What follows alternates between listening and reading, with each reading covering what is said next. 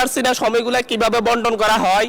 সরকার দলের হলো 8 মিনিট, বিরোধী দলের হলো 6 মিনিট, এভাবে তো কথা বলতে পারবো না।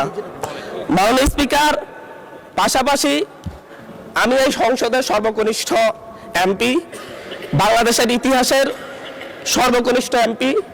আমি এখানে দাঁড়িয়ে আপনারা যে জেনজির কথা বলেন, সেই জেনজির প্রতিনিধি হয়ে আমি সংসদে কথা বলতে আসছি।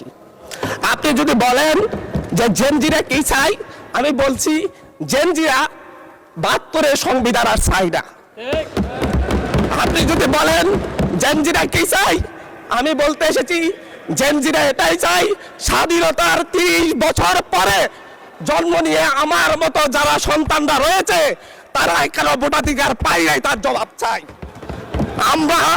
আমরা তো স্বাধীন বাংলাদেশে জন্ম নিয়েছি মাননীয় স্পিকার। আমাদের কি ভুল ছিল?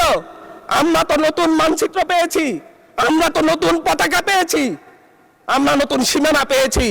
আমাদের পূর্বপুরুষরা 1971 সালে রক্ত দিয়ে আমাদের জন্য একটি নিরাপদ বাংলাদেশ গড়তে চেয়েছেন, কিন্তু আমরা কি সেই নিরাপদ বাংলাদেশ পেয়েছি? আমরা কি সেই নতুন বাংলাদেশ পেয়েছি? আমরা তো সেই নতুন বাংলাদেশ মাননীয় স্পিকার পাই নাই।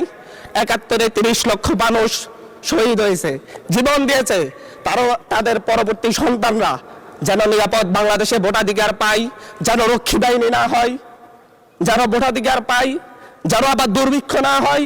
কিন্তু আমরা কি দেখেছি? আমরা দেখেছি বাংলাদেশে দুর্ভিক্ষ হয়েছে। 1973 সালে ভোট শুরু হয়েছে, আমরা দেখেছি তার পরবর্তী সময়ে শহীদ প্রেসিডেন্ট জিয়াউর রহমান বাংলাদেশকে অর্থনৈতিকভাবে, রাজনৈতিকভাবে, গণতান্ত্রিকভাবে বাংলাদেশকে পুনরুদ্ধার করার জন্য উনি অটল ভূমিকা রেখেছেন। উনি আমার দ্বীপ হাতিয়াতে 3 বার গিয়েছেন। আমি যেদিকে তাকিয়েছি, আমার এই বেড়িবাঁধ কে করে দিয়েছে? মেজর জিয়াউর রহমান। আমার এই খালকে খনন করে দিয়ে গেছে মেজর জিয়াউর রহমান। তারপরে এরশাদ এসেছে, বেগম জিয়া এসেছেন।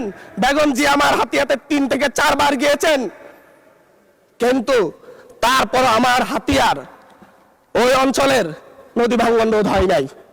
ওই অঞ্চলের লক্ষ লক্ষ মানুষ ঘরবাড়িহীন ভাবে পড়ে আছে।